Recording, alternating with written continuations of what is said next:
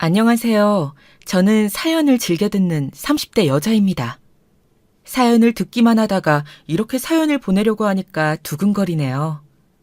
시작은 좋지 않은 일이지만 결국에 복수에 성공했으니 좋은 일이라고 생각해서 사연을 보내게 되었어요.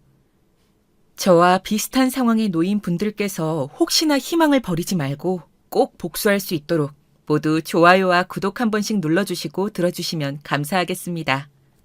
저희 아빠는 강남에서 크게 고깃집을 하십니다. 저희 아빠가 직접 개발하신 고기 맛으로 주변 사람들에게 인정을 받았죠.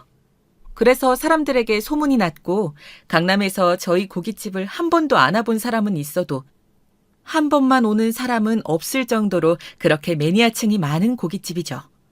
그런데 그 레시피를 개발한 저희 아빠가 그만 출근길에 교통사고로 돌아가시게 되었습니다.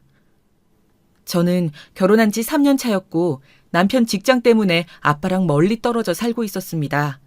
대전에서 강남까지 그래도 기차를 타니 1시간 반 만에 오긴 하더라고요. 남편도 저희 아빠가 돌아가셨다는 소식을 듣고 부랴부랴 기차를 타고 올라왔습니다.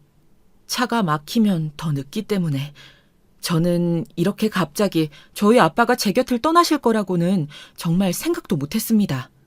그런 일이 제 앞에 막상 닥쳐오니까 어떻게 해야 될지 정말 모르겠더라고요. 그런데 남편은 정말 침착하게 장례 절차도 알아봐주고 남편 덕분에 일사천리로 진행이 되었습니다. 저는 아빠를 잃었다는 슬픔에 제대로 대처하지 못하고 있었는데 옆에서 침착하고 꼼꼼하게 저 대신 장례를 준비해주는 남편의 모습에 참 든든하고 고마웠습니다. 여보, 나 너무 사실 아직도 믿기지가 않아. 우리 아빠 어떡해? 엄마 먼저 보내고 혼자서 나 키우시느라 고생만 하셨는데 이렇게 효도도 못했는데 벌써 가셨어. 나 진짜 앞으로 어떻게 살지? 자신이 없어. 효주야, 지금 네가 많이 놀라고 충격을 받아서 그래. 내가 필요한 절차는 다 준비해뒀으니까 너무 걱정하지 마. 장인어른께서도 효주 네가 그렇게 망연자실하고 슬퍼하는 모습만 보이는 걸 원치 않으실 거야. 천천히 추스르고 나와 내가 조문객들 맞이할 테니까. 여보가 아니었으면 나 진짜 어쩔 뻔했는지 정말 고마워. 난 아빠를 보내드릴 준비가 아직 안 된 것 같아. 그런 준비가 다 된 사람이 어디 있겠어. 순서 없이 우리도 언젠가는 장인어른과 같은 길을 갈 거야. 다만 조금 일찍 가신 거지. 먼저 가신 장모님이 참 보고 싶으셨을 거야. 그러니 너무 슬퍼하지 마, 여보. 정말 고마워, 여보. 나 여보 봐서라도 힘 내볼게. 나 대신 이렇게까지 해줄 수 있는 사람 정말 세상에 당신뿐일 거야. 그래, 여보. 효주야, 지금은 우리 장인어른만 생각하자. 남편 덕분에 장례를 무사히 치를 수 있었고 저는 혼절할 뻔했던 정신을 다시금 부여잡을 수 있었습니다. 시어머니와 시아버지께서도 와주셔서 자리를 지켜주셨고 저는 인사를 드리고 다시 들어오려고 하다가 우연히 이야기를 듣게 되었습니다. 들어서는 안 될, 아니죠. 꼭 들었어야 할 이야기를. 다행히 들은 거라고 해야겠네요. 예, 새아가 얼마나 상심이 크니. 아이고, 불쌍한 것. 외동이라 형제자매도 없이 하나 남은 사돈어른까지 이렇게 빨리 가시다니. 효주야, 우리가 네 엄마 아빠나 다름없지 않니? 너무 상심 말고 사돈어른 잘 보내드리자. 어머님, 와주셔서 감사합니다. 그 어떤 말보다 더 위로가 되네요. 아빠가 떠나셨지만 저에게는 어머님, 아버님이 계시니까 혼자가 아닌 게 맞네요. 너무 감사합니다. 아빠 잘 보내드리는 데에만 집중할게요. 그래, 아가. 너무 걱정하지 말고. 사돈어른께서는 좋은 곳으로 가실 거다. 먼저 간 사부인가 그동안의 회포를 푸시겠구나. 너한테는 나랑 집사람이 있으니 너무 적적해 하지 말고. 아우, 그나저나 지금까지 한잠도 못 잔 거 아니냐? 우리가 여기 있을 테니 조금이라도 눈 붙이렴. 그래, 여보. 지금까지 계속 못 쉬고 밥도 못 먹었잖아. 이러다 여보가 먼저 쓰러지겠어. 조금이라도 눈 붙이고 와. 잠이 오진 않더라도 누워라도 있다가 오는 게 어떨까? 어차피 잠이 오지도 않을 텐데. 나 괜찮아. 정말이야. 괜찮아요, 어머님, 아버님. 걱정해 주셔서 감사해요. 그래도 자리는 지키는 게 맞는 것 같아요. 그래도 이렇게 무리해서 자리 지키다가 너 쓰러지기라도 하면 우리가 먼저 가신 사돈어른 얼굴을 어떻게 보겠니? 무리하지 말고 이럴 땐 어른 말 듣는 거야. 얼른 들어가렴. 세아가 우리가 너무 걱정돼서 그런다. 이렇게 걱정시키는 것도 불효인 거 알지? 그렇게까지 이야기하시니 제가 더 당해낼 수가 없네요. 알겠습니다, 어머님, 아버님. 감사해요. 그럼 잠시만 다녀올게요. 잠도 오지 않았고 슬픔에 잠겨 누워도 불편하기만 할 것 같았지만 하도 시아버지, 시어머니, 남편이 모두 저에게 쉬라고 그러시는 바람에 잠깐이라도 누워있을까 하고 들어가 있었습니다. 그런데 5분이 지나도 10분이 지나도 몸이 편하기는커녕 마음이 그래도 내키지 않아서 다시 나와봤는데 그런 이야기를 듣게 될 줄은 정말 상상도 못했습니다. 저는 정말 마치 못에 박혀 벗어나지 못하는 사람처럼 계속해서 제가 들은 내용이 맞나 의심하게 되었습니다. 어떻게 저희 아빠 장례식에서 이런 더러운 이야기를 주고받으실 수가 있는 건지 그때만 생각해도 아주 치가 떨려옵니다. 제가 듣고 있다는 사실은 전혀 모르는 눈치였습니다. 하긴 그러니까 이런 이야기를 할 수 있었던 거겠죠. 사돈어른 유산만 얼른 받고 전연 빨리 처리해라. 그게 여러모로 우리 집에 가장 필요한 일 아니겠니? 아유, 장례식은 왜 이리 시간이 안 가나 참. 네, 당연하죠. 장인어른 재산 때문에 제가 효주를 선택했던 거잖아요.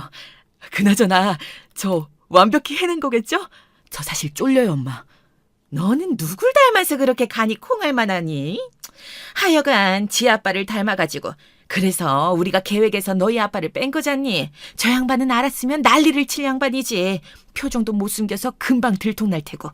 아무리 생각해도 빼고 일 처리하길 잘했어.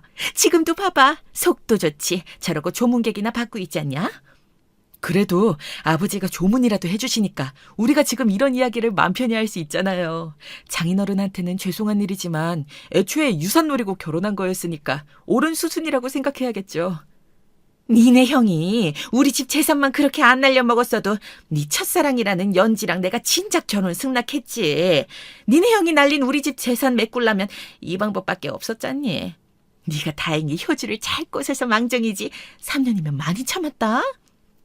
그동안 제가 얼마나 힘들었는진 알아주셔야 해요. 저는 하루빨리 우리 연지한테 하루라도 빨리 달려가고 싶다고요. 효주 보기도 사실 미안하고요. 사람 마음 이용한 것 같아서. 이제 와서 그런 쓸데없는 소리. 연진의 어머니 많이 아프시다며. 그거 부양하려면 일단 우리 집에 빚은 없애야 될 거 아니냐? 이건 처음부터 정해져 있던 거야. 3년 살다 보니 왜? 효주한테도 정이 가디? 아니요. 그것보다는 사람 대 사람으로 미안해서 그러죠. 내가 장인어른 재산 노리고 접근한 건 꿈에도 모를 텐데. 이제 와서 착한 척할 생각은 마라. 뭔 놈의 쓸데없이 정만 많아가지고. 정이고 뭐고 일단 사람이 살만해야지. 넌 연지한테 돌아갈 생각만 해. 그래야 다른 맘 망가지지. 너도 결국 연지한테 돌아가기 위해서 이런 일을 벌인 거 아니야. 다 순리대로 가는 거야, 순리대로. 알겠어요. 마음 단단히 먹을게요. 수철이랑 당신 여기서 뭔 이야기를 그렇게들 하고 있어. 여기 수철이 네 직장 동료들 왔다. 가서 안내해라. 당신도 뭐하고 있어요. 이리 와서 좀 도와줘요. 알겠어요. 하여간 저 눈치 없는 인간. 이 더러운 대화 내용을 듣고 이성을 잃어 당장 뭐라고 할 뻔했는데 아무것도 모르시는 시아버지가 남편과 시어머니에게 다시 조문객들 응대를 도우라고 하는 바람에 나서지도 못했습니다. 대신 그 바닥에 주저앉아 넋나간 사람처럼 계속 바닥만 바라보고 있었습니다. 저는 이제 어떻게 해야 되는 걸까요?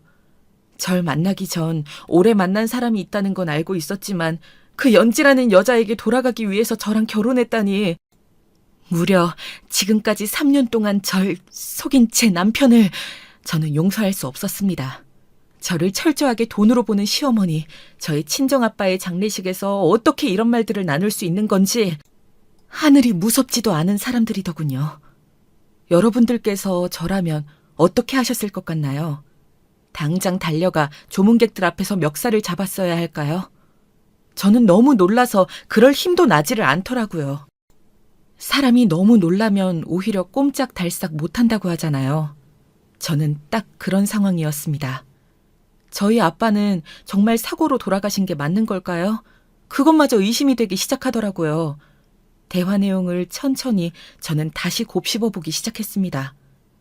완벽히 해낸 거 맞겠죠? 라고 시어머니에게 되묻는 남편의 말이 생각났습니다. 무엇을 완벽히 해냈다는 걸까요? 설마 우리 아빠의 교통사고가 우연이 아니라면, 그걸 조작한 거라면 정말 저는 남편을 어떻게 해야 되는 걸까요? 이런 고민을 하고 있는데 검사 사촌 오빠가 조문을 왔더라고요. 그래서 검사 사촌 오빠에게 이 기막힌 일을 털어놓을 수 있었습니다. 검사 사촌 오빠가 그 타이밍에 온 건 아마 억울하게 돌아가신 저희 아빠가 보내신 것 같아요. 그렇지 않고서는 이럴 수 없지 않을까요? 오빠, 와줘서 고마워요. 정말 딱 맞춰 와준 것 같은데 오빠한테 해야 할 이야기가 있어요. 저 정말 어떡하죠? 너무 무섭고 미칠 것 같아요. 그래, 효주야. 며칠 사이에 정말 수척해졌구나. 좋은 곳 가셨을 거야. 할 말이란 게 뭔데? 너 표정이 왜 이렇게 안 좋아? 오빠, 우리 아빠가 억울하게 돌아가신 걸 수도 있어서요. 잠시 이리로 남편이랑 시어머니가 모르게 이야기해야 돼서요. 잠시만요. 와주세요. 뭐? 억울하게 돌아가셨다고? 좀 더 자세히 말해봐. 사고로 돌아가신 게 아니란 말인 거니? 그게 정말이라면 이렇게 가만히 손 놓고 있을 시간이 없어. 얼른 이야기해봐. 힘들겠지만 차분하게 하나하나 놓치지 말고 지금 이 상황에서든 모든 걸 의심하면서 날카롭게 봐야 해. 오빠, 말할게요. 저 사실 사기 결혼 당했어요. 방금 남편과 시어머니가 하는 대화를 우연히 엿들었거든요. 사기 결혼 당했다는 거. 이렇게 우리 아빠 장례식에서 그 사실을 알게 될 줄은 꿈에도 몰랐지만요. 남편은 저랑 결혼한 이유가 바로 우리 아빠 재산 때문이더라고요. 정말 무서웠어요. 남편이 절 속이고 결혼했다는 게, 아빠 돈을 가로채려고 했다는 게 시어머니랑 짜고 3년 전부터 계획해온 것 같더라고요. 아직도 온몸이 떨리고 목이 메이네요. 저 이제 어떡하죠? 그게 사실이야? 지금 저렇게 조문객들 맞이하고 있는 저 사람들이? 내가 가만두지 않을 거야. 저 새끼 저것도 남편이라고 시어머니랑 같이 짜고, 사람 새끼가 할 짓이 아니지. 잠깐만요, 오빠. 잠시만요. 아직요. 장례식장에서 이럴 순 없어요. 심지어 남편은 저 몰래 첫사랑 연지라는 사람이랑 아직도 만나는 것 같더라고요. 더 중요한 건 우리 아빠가 사고로 죽은 게 아닐 수 있다는 거예요. 남편이 완벽하게 처리한 건지 걱정이 된다고 했거든요. 이거 단순 교통사고 아닌 것 같아요. 우리 아빠 차 타기 전에 혹시 남편이 무슨 짓을 한 건지 지금 당장 CCTV라도 확인해야 될 것 같아서요. 그래. 일단은 침착하는 게 좋겠다. 장례식장이니까 여기에서 소란을 피울 순 없지. 그래서도 안 되는 거고. 알겠어. 내가 한번 알아볼게. 대한민국에 CCTV가 얼마나 많은데 차 사고 나는 것 이외에 동선 따라가면서 CCTV 확인해보면 분명 덜미가 잡힐 거야. 단순 교통사고로 처리되면 너희 남편이나 고모부 동선까지 경찰들이 체크하지는 않을 테니까. 맞아요. 이건 단순 사고가 아니에요. 그래서 증거 확보 좀 부탁드릴게요. 오빠한테 이렇게 어려운 부탁을 드리게 돼서 정말 미안해요. 그런데 지금 제가 믿을 사람이, 부탁할 사람이 검사인 오빠밖에 없어서 그래요. 정말 꼭 좀 부탁드릴게요. 아니야, 이게 우리 일인데 뭘. 고모부 떠나시는 길 외롭지 않게 네가 꼭 여기서 자리 지켜.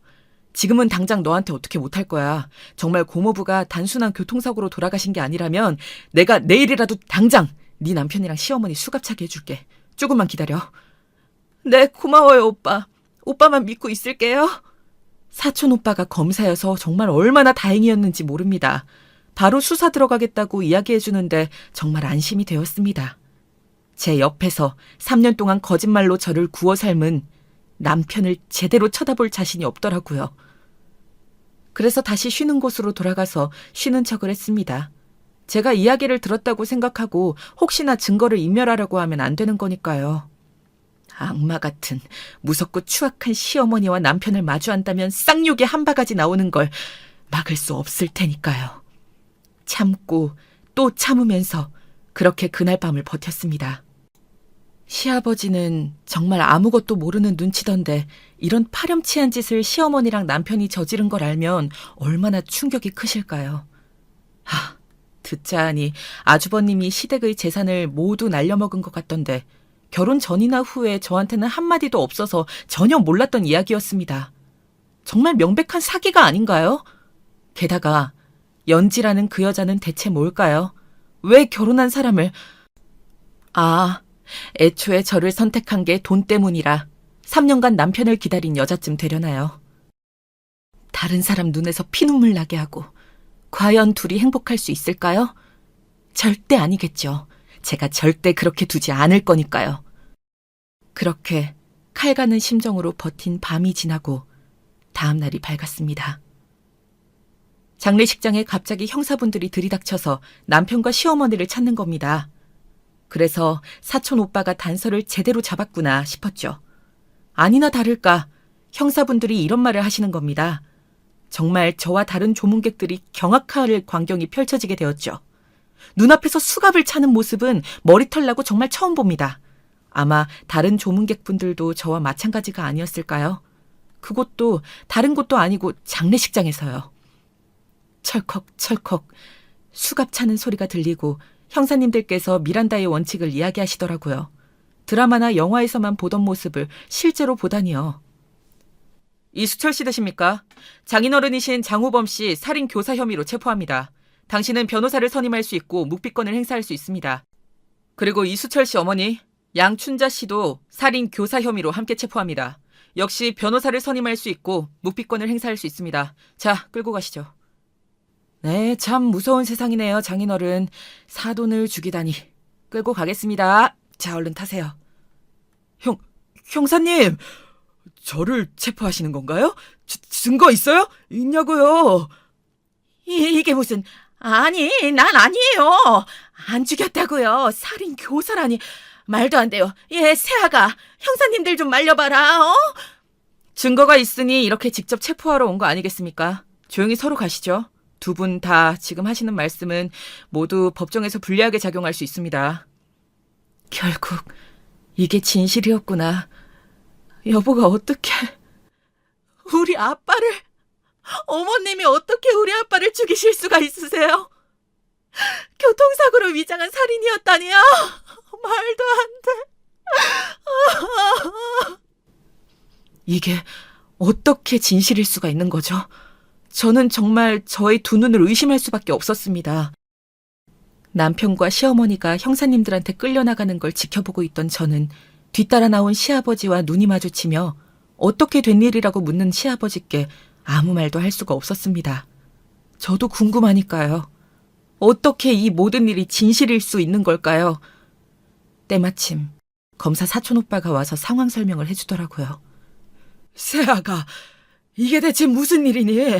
우리 집사람이랑 수철이가 사돈 어른을? 그건 정말 말도 안 되는 이야기잖니. 어떻게 형사들이 와서 이렇게 데려갈 수가. 나만 이 상황이 이해가 안 되는 거니? 뭐 아는 거 있니? 있으면 얼른 얘기해 주렴. 아버님, 그게... 저도 어떻게 된 일인지 이게 정말 진실이라니 저도 믿기지가 않아서요. 효주야, 방금 연행되었다는 소식 듣고 달려왔다. 생각보다 형사들이 더 빨리 움직여줘서 법정에서 진술 가능하지? 어제 나한테 해줬던 말, 그리고 너희 남편은 CCTV에서 발목을 잡힌 거야. 효주 네 말대로 정말 네 남편이 범인이었어. 고모부가 출근하시기 전에 미리 너희 남편이 와서 글쎄... 바퀴에 구멍도 내고 차 뚜껑까지 열어서 뭘 열심히 만지던 게 포착이 되었어. 단순 교통사고로 그대로 종결될 뻔했는데 효주 네가 고모부 억울함 풀어드린 거나 다름없어. 정말 다행이지. 예? 그게 무슨 소리입니까? 왜 우리 아들이 사돈어른 차에 대체 무슨 짓을 했다는 겁니까? 예? CCTV에 정말 찍힌 거 맞아요? 네, 안타깝지만 그게 사실로 드러나서 오늘 긴급하게 형사님들이 연행해 간 것입니다. 이건 엄청난 계획범죄예요. 아드님과 아내분께서 이런 일을 작당하는 동안 정말 모르셨던 거 맞습니까? 오빠, 아버님은 정말 아니셔. 어제 남편이랑 시어머니 대화 들으면서 알았거든. 시아버지는 아무것도 모르셔. 아무 잘못도 없으시고. 아마 나보다도 아버님 충격이 더 크실 거야. 오빠 너무 고마워. 내 의심이 맞았다는 걸 이렇게 바로 알게 되다니. 이건 다 오빠 덕분이야. 오빠 아니었으면 나 혼자 어떻게 이걸 이렇게 금방 알아내서 남편이랑 시어머니를 체포할 수 있었겠어. 어제 내가 들은 대화 녹음은 못했지만 분명 남편이랑 시어머니 폰 뒤지면 증거는 넘치고도 남을 거야. 당연히 법정 진술을 해야지.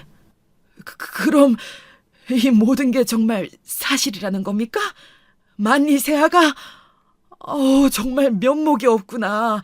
아니 왜 대체 그런 잔인한 짓을. 저도 몰랐는데 아버님께서는 저한테 말씀해 주실 수 있었잖아요. 아주버님이 시댁 재산 홀랑 날려먹은 거예요. 저는 여태껏 아버님과 가족이 아니었나 봐요. 저만 모르는 시댁의 비밀이 있었잖아요. 저 어제 듣고 얼마나 놀랐는지 몰라요. 그 날려먹은 재산 때문에 우리 아빠 재산을 노리고 수철 씨가 저한테 일부러 접근한 거였다고요, 아버님. 저는 이제 어떻게 살아가야 할까요? 어떻게 살 수 있을까요? 사고뭉치 그 녀석 때문에 우리 집 재산이 싹 다 날아간 건 사실이다. 세아가 미리 말 못해서 정말 미안하구나. 사실 알고 우리 수철이랑 결혼한 줄 알았는데 그게 아니었더구나. 그래서 세아가한테 우리 집에 대해 제대로 말해줘야 되지 않겠냐고 했더니 수철이랑 집사람이 극구 말리더구나. 알아서 좋을 건 하나도 없다면서 말이지. 그랬어도 내가 너한테만큼은 이야기해줬어야 하는데 정말 미안하구나. 이미 늦었잖아요, 아버님. 상황을 보세요. 그것만 제가 알았어도 수철 씨한테 넘어가는 일은 없었을 거예요. 수철 씨가 저희 아빠를 죽게 만드는 일도 없었을 거고요. 지금 일어난 거 우발적인 것도 아니고 철저히 계획된 살인이잖아요. 내가 그동안 정말 잘못했구나. 내가 대신 사과하마. 정말 미안해. 미안하다, 세아가. 용서하라는 말은 못하겠구나. 내가 정신 못 차린 두 사람이 꼭 벌받고 죗값 치르고 나올 수 있게 할 거다. 정말 미안하구나. 당연히 그래야죠.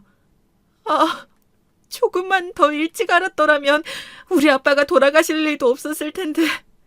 이 원통함은 대체 누구한테 원망해야 하는 걸까요? 힘들겠지만 일단 서로 가서 그 작자들이 뭐라고 짓거리는지 들어보자. 좀 더 압박해서 전부 자백할 수 있도록 해야겠어. 얼른 다녀오자. 그럼 여기는 누가 지켜? 효주야, 세아가 내가 면목도 없고 염치도 없지만 잠깐이라도 마지막으로 시아버지 노릇하게 해주겠니? 내가 지키고 있을 테니 얼른 다녀오렴. 아버님, 알겠어요. 감사합니다. 금방 다녀올게요. 사촌 오빠는 가는 길에 시아버니만큼은 정말 좋은 분도 맞고 범죄에 가담하지 않은 것 같다면서 착잡하겠지만 마음 단단히 먹으라고 해주더라고요. 저도 같은 생각이었기에 고맙다고 했죠. 서에서 수갑을 찬 채로 마주한 시어머니와 남편은 정말 가관이었습니다. 저를 보자마자 아주 놀란 사람처럼 눈도 제대로 못 마주치더라고요.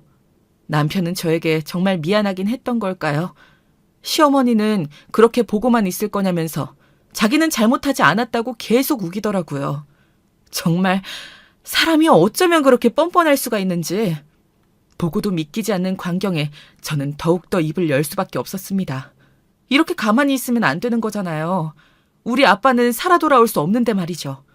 죗값 제대로 치를 수 있도록 저는 어떻게든 자신의 죄를 고백하게 만들고 싶어서 더 이야기를 했습니다. 그런데 정말 뻔뻔한 사람들은 여전히 자백 같은 건 하지 않더라고요. 폰을 열어보면 어차피 다 나올 증거들 앞에서도 말이죠. 정말 정신병 걸리는 줄 알았습니다. 어머님께서 죄가 없으시다고요? 저 어제 그 대화 다 듣고 신고한 건데. 모르셨나 봐요. 하긴. 그럼 어떻게 하루아침에 갑자기 형사들이 들이닥쳐서 체포된 건지 앞뒤가 안 맞았을 텐데. 그래서 모른 척 계속 발뺌하실 거였던 거예요? 뭐? 그럼 우리를 신고한 게 다 효주 네가 그런 거라는 거냐? 어떻게 그런 말도 안 되는 거짓말을 해서 시어머니랑 지남편을 이렇게 고생하게 하니? 그만하세요. 우리 다 끝났어요, 엄마. 잘 안 해. 어머님, 아주버님이 날린 재산 왜 수철 씨가 메꿔야 한 거죠? 그것도 저희 아빠 재산으로요. 아니, 유산으로. 죽일 것까진 없었잖아요. 대체 왜 그랬어요, 왜? 유산이어야 탈이 없지. 재산이면 언제든 가져올 수도 있는 거잖니? 그리고 막말로 우리 수철이랑 그동안 세월이 있는데 어쩌면 우리한테 묻지도 않고 바로 이렇게 신고라니? 그게 지금 저한테 할 소리세요? 하긴 이렇게 뻔뻔하니까 그런 끔찍한 짓도 저지를 수 있었겠죠. 그 연지라는 여자는 수철 씨 첫사랑이라면서요? 그 여자도 한통속이겠죠? 아니야. 연지는 전혀 상관없어. 지금 이 상황에서도 첫사랑만은 지키시겠다. 참, 당신 나한테 한순간이라도 진심인 적은 있었니? 난 그것도 모르고 우리 아빠 장례식을 척척 잘 준비해줘서 고맙다고 생각하고 있었어. 바보 등신같이 말이야. 당신이 우리 아빠 유산 노리고 계획한 범죄인 줄도 모르고 알아? 지금 내 심정 알겠냐고. 찢어지는 고통 속에 몸부림치면서 겨우 정신을 차렸어. 너 같은 인간 단죄해야 되니까. 수철이 본인이 하겠다고 한 거야. 내가 무슨 수로 말리겠니? 난 잘못 없다? 이것 좀 풀어줘요, 좀. 이렇게 안 하면 연지랑 허락 안 해주신다면서요. 그래서 제가 총대를 맨 거잖아요. 지금 절 버리시는 거예요? 다 엄마가 하라는 대로 한 거잖아요. 그러면 별 탈 없을 거라면서요. 이게 다 누구 때문인데. 그러면 우리 집안 살릴 건 너밖에 없는데 어떡하라고. 바보 등신처럼 사기당해서 우리 집안 거덜낸 놈한테 뭘 바라겠니? 연지랑 살라고 했지 않니? 이번 일만 잘 마무리하고. 근데 그걸 들켜선 정말 눈물 없이 못 보겠네요. 이제 와서 서로 탓하시기는. 둘 다 똑같은 괴물이에요. 저희 아빠 죽이고도 아무 일 없던 것처럼 단순 교통사고로 위장하고 계속 행복하게 살아갈 수 있을 줄 알았어요? 정말 꿈도 크시네요. 아버님도 이 사실을 알고 정말 크게 자책하시던데 어머님과 당신은 자책은커녕 반성도 없네. 미안하다. 지금 와서 어떤 변명도 다 안 통하겠지만 너한테 100% 거짓된 마음은 아니었어. 장인어른한테 그런 짓 한 건 정말 미안해. 나도 방법이 없었어. 지금 다 내가 시켰다는 거냐? 무슨 다 수철이 이놈이 알아서 단독 범행을 한 거라고요. 난 아무 잘못이 없어요. 이것 좀 풀어줘요. 통화 기록이랑 카톡 내용 보면 다 밝혀지실 텐데 이제 좀 그만하시죠. 추악해요, 어머님. 그리고 당신 그런 말 다 소용없어. 연지인지 뭔지랑 그렇게 살고 싶었니? 선처 따위는 없어. 평생 감옥에서 썩어. 두 모자가 아주 오붓하게 말이야. 다른 사람 폰을 보다니. 이건 불법 아니니? 어머 얘 좀 봐라. 내가 뭘 그렇게 잘못했다고 그러니? 내가 감옥을 왜 가? 난 말한 것밖에 없어. 행동은 다 수철이가 있다니까. 정말 미안해. 엄마가 그렇게 하라고 하셨어도 내가 하지 말았어야 했는데 나도 장인어른 재산에 눈이 멀었던 건 사실이야. 그리고 범죄를 저질렀지. 이제 다 끝난 것 같다. 날 용서하지 마. 미안해. 평생 죗값 치르면서 살아. 얘 좀 봐라. 난 아무 잘못이 없다고. 너희 아빠 돌아가신 건 안타깝지만 그게 우리 잘못은 아니라고 몇 번을 말하니. 우리 수철이가 그랬든 아니든 난 모른다니까. 자기는 죄가 없다며 발악하는 시어머니를 뒤로하고 슬퍼 보이는 가식적인 남편의 표정을 뒤로하고 저는 다시 아빠의 장례식장으로 갔습니다. 아무것도 모르고 남편에게 고마워했던 제가 정말 바보 멍청이 같더라고요. 어떻게 이런 일이 있을 수 있을까요? 아빠께서 저한테 그 대화를 엿듣게 하신 건 아닐까요? 정말 억울해서 더는 속지 말라고 말이죠. 검사 사촌 오빠 덕분에 수월하게 남편과 시어머니를 벌할 수 있었지만 아직도 저는 그때 그 일만 생각하면 숨도 잘 쉬어지지가 않습니다. 가족끼리, 아니 가족을 빙자한 사기에 살인까지. 죄질이 정말 나쁘잖아요. 저희 아빠가 다시 살아 돌아오실 수만 있다면 어떤 짓이든 할 수 있는데 세상에는 우리 아빠를 다시 살려낼 방법이 없습니다.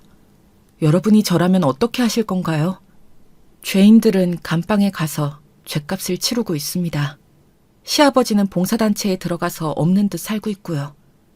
저는 아빠의 고깃집을 이어받아서 아빠의 빈자리가 티나지 않게 열심히 일상을 살아가고 있습니다. 시어머니가 남편에게 살인을 사주하는 내용이 다 밝혀졌거든요. 카톡도 참 착실히 주고받았고요.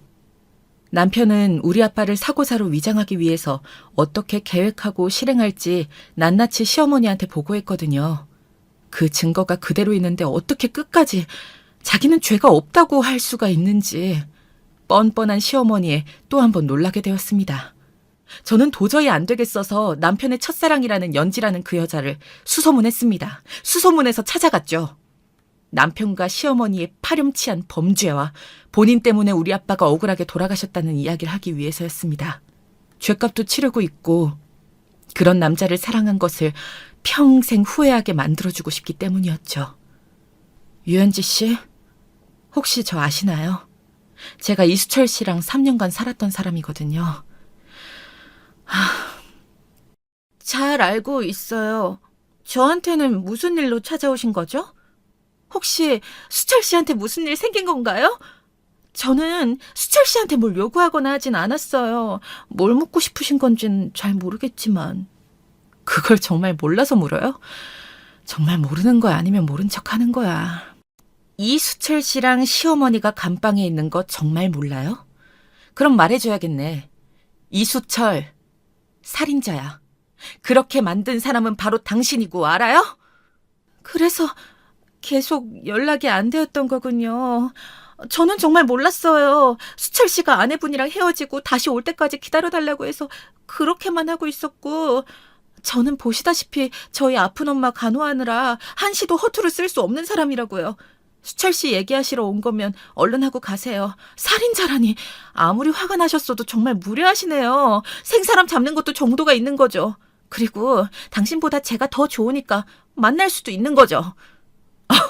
뭐라고요? 정말 뻔뻔하기 그지없네.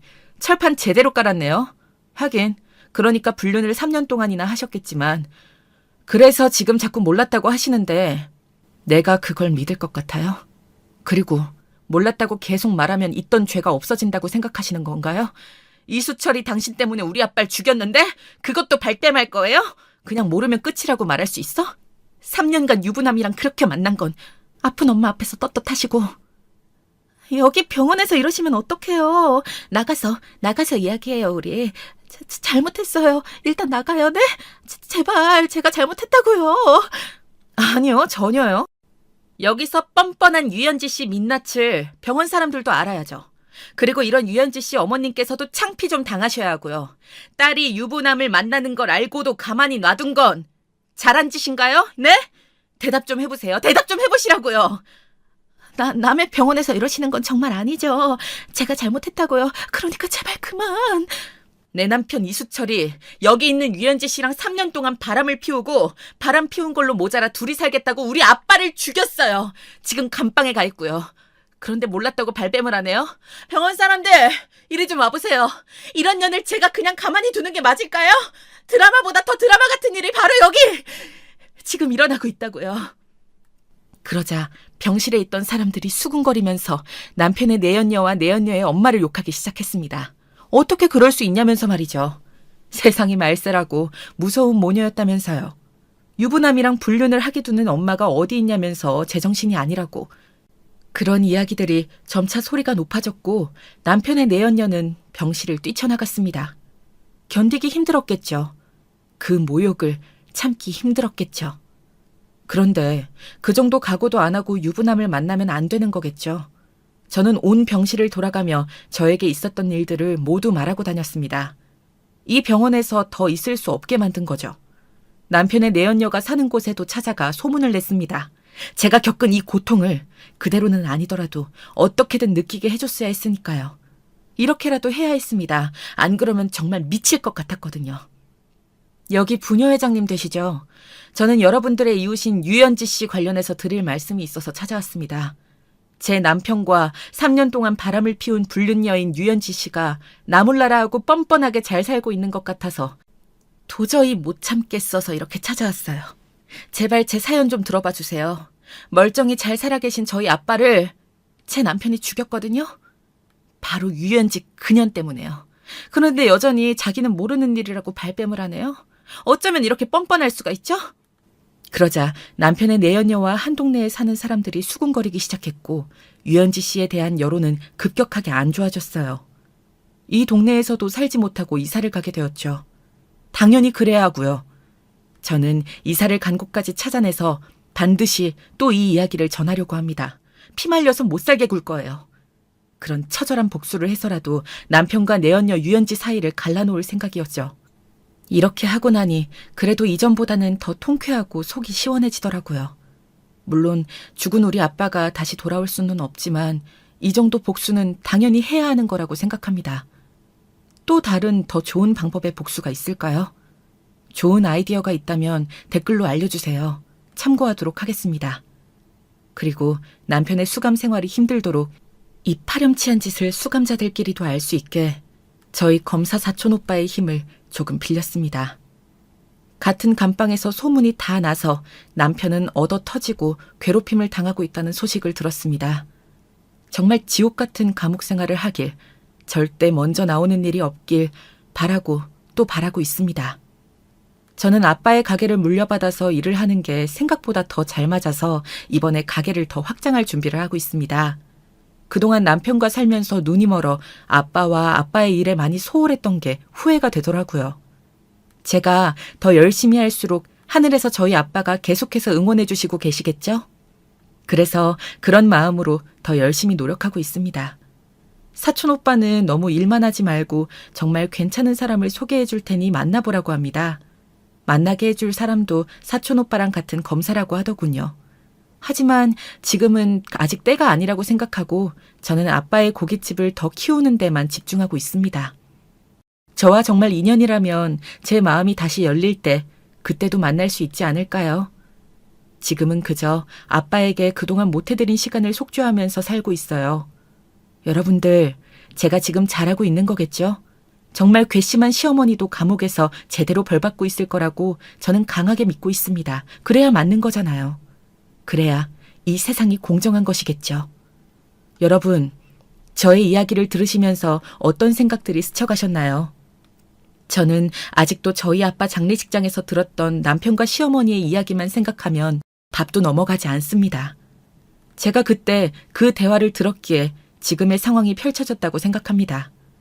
그때 제가 그 대화를 듣지 않았으면 저희 아빠는 정말 억울하게 단순 교통사고로 그렇게 마무리가 되었겠죠.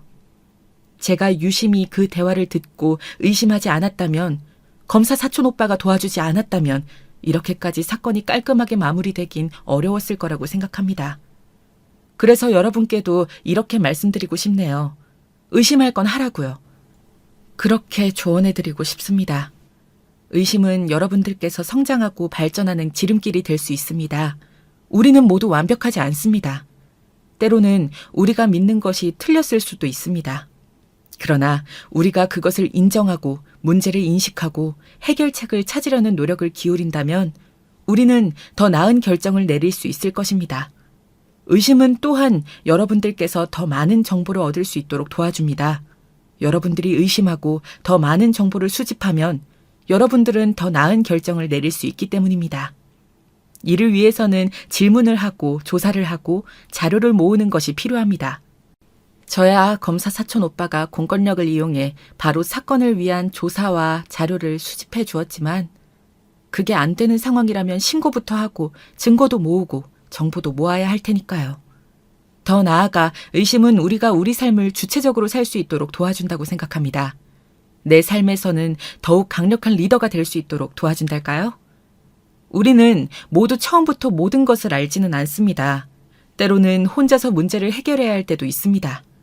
그러나 의심을 가지고 문제를 인식하고 적극적으로 대처하면서 우리는 더욱 강력하고 효과적인 리더가 될 수 있습니다. 저는 결국 남편과 시어머니를 감방에 보내는 것에서 끝나지 않고 정말 남편의 내연녀가 이 내용을 몰랐는지 범죄 계획에 가담했는지 의심을 했습니다. 끝까지 의심했고 찾아갔기에 내연녀에게 남편과 저 몰래 3년간 불륜을 저지른 것에 대해 온 사람들에게 소문나게 얼굴도 못 들고 다니게 할 수 있었죠. 저는 그런 복수를 하는 힘이 그런 의심 하나도 놓치지 않으려는 처절한 마음에서 왔다고 생각합니다. 여러분, 냉철해지셔야 합니다. 모든 것을 의심하고 정말 그냥 넘어가서는 안 됩니다. 어떤 이야기라도 어떤 단서라도 그냥 여러분에게 닿는 것은 아닐 것이기 때문입니다. 의심은 또한 여러분들이 더욱 경계심을 가지도록 도와줍니다. 우리는 모두 인간이기 때문에 때로는 우리의 판단력이 흐려질 수 있습니다. 의심을 가지고 경계심을 가지면서 우리는 더욱 현명한 결정을 내릴 수 있습니다. 마지막으로 의심은 여러분들과 제가 더욱 성장하고 발전하는 데 도움이 된다는 것입니다. 우리는 모두 완벽하지 않습니다. 때로는 우리가 가진 생각이나 믿음이 틀릴 수도 있습니다. 그러나 의심을 가지고 더 많은 정보를 수집하고 문제를 인식하면서 우리는 더 나은 결정을 내릴 수 있을 겁니다.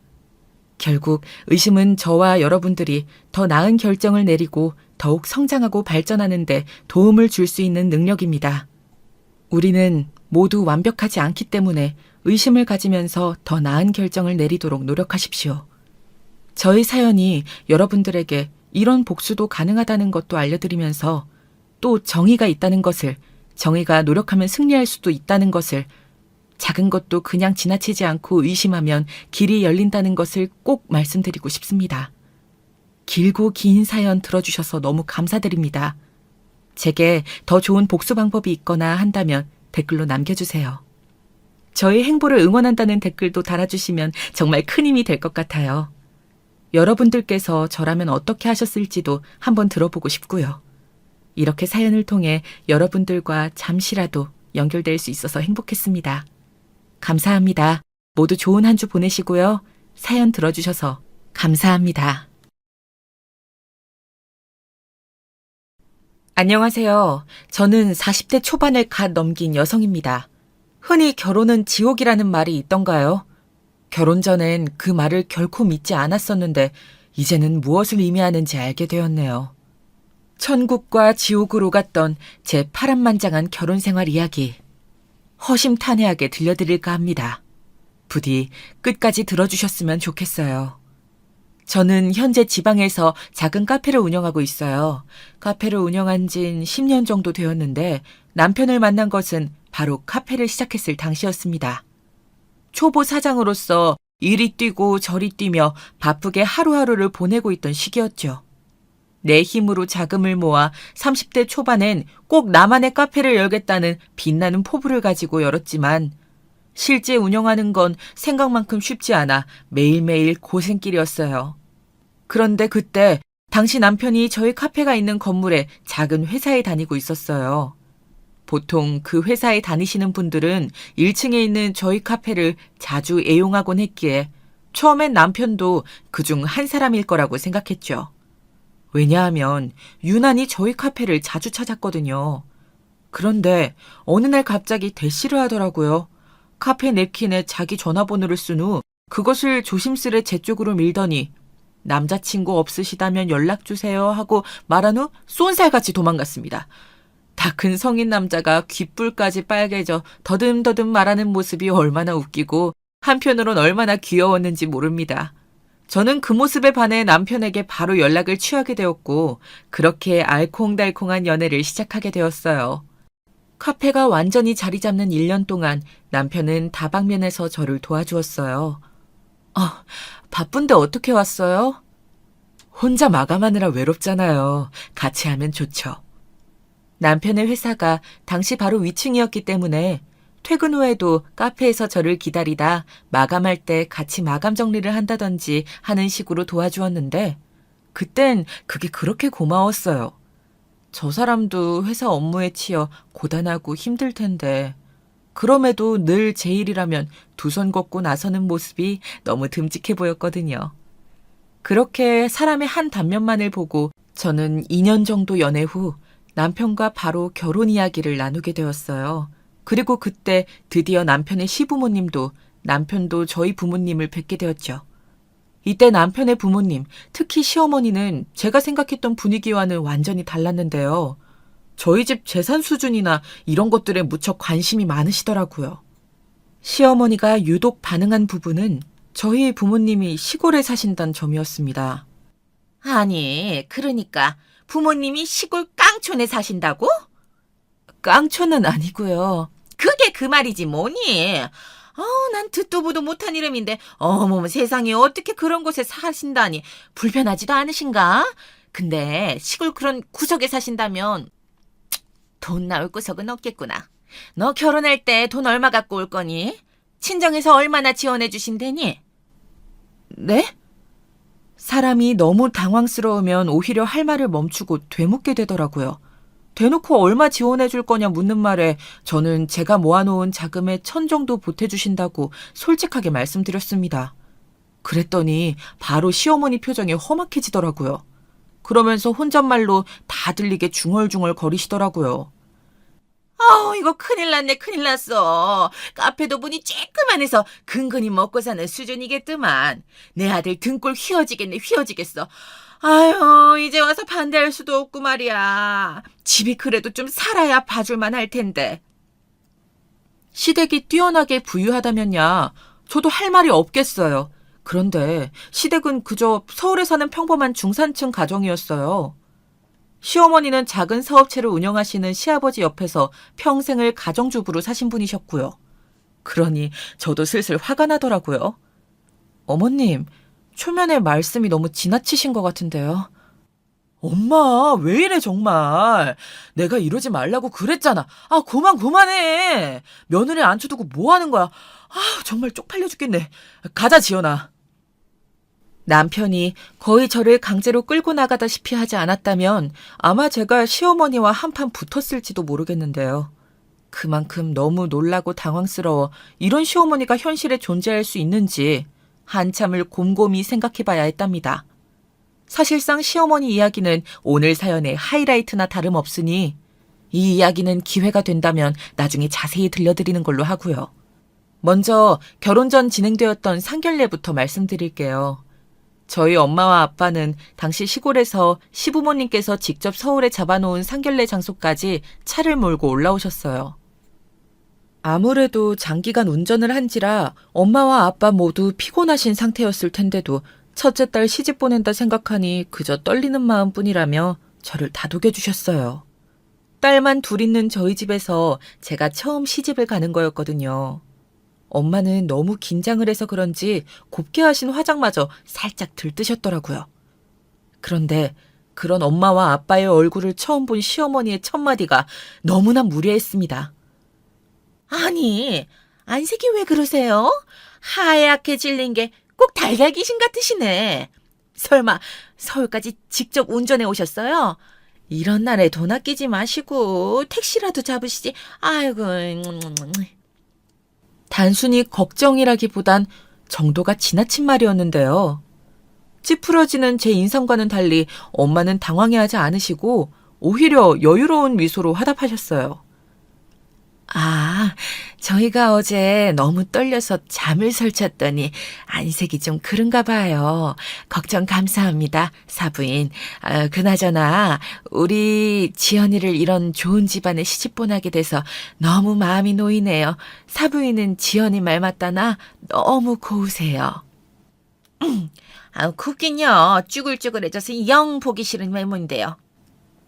어쩐지 시어머니 말투는 툴툴거리는 말투였고 덕분에 분위기는 불편하게 가라앉아 버렸습니다. 그러다 시골에 대한 이야기를 하며 그 분위기를 더 냉수 끼얹은 듯 가라앉히시더라고요. 그나저나 제가 아들한테 살짝 듣기론 시골에 사신다고 들었는데 오시기 힘드셨겠어요. 근데 거기 살만은 한가요? 여기처럼 인터넷도 안 터질 거고 여러 가지 불편하실 텐데 그런 촌구석에 있으면 심심하지 않아요? 아기는 없고 궁금해서 여쭤보는 거예요. 에? 아니에요. 저희는 한평생 도시에서 일만 하며 살아 그런지 여기가 더 한적하고 마음이 좋아요. 일부러 전원 생활을 선택한 걸요. 여기서도 농사 짓고 해마다 바뀌는 풍경 보는 게 별미랍니다. 아이고, 소똥 냄새만 한가득이지 위생도 안 좋고 병원 다니기도 불편하세요. 생활 수준이 여기에는 완전히 다른데 사람들이 괜히 서울로 올라오려 하겠어요? 난 냄새만 맡아도 싫던데. 아니, 그런데 이게 무슨 냄새지? 어디서 이상한 냄새가 나는 것 같네? 그러다 일이 터졌는데요. 시어머니가 갑자기 어디서 이상한 냄새가 난다며 저희 엄마와 아빠 쪽을 계속 흘끔거리시는 겁니다. 음식이 걷어지고 디저트가 나올 때까지 내내 그 말씀을 했어요. 당시 화려한 장신구를 주렁주렁 달고 온 시어머니와 다르게 저희 엄마와 아빠는 깔끔하지만 단정한 차림으로 참석하셨는데요. 그게 마치 빈곤의 상징이라도 되는 것처럼 저희 부모님에게서 시골 구석 냄새가 난다는 식으로 행동하시는데 어이가 없어 제가 한마디 거들었어요.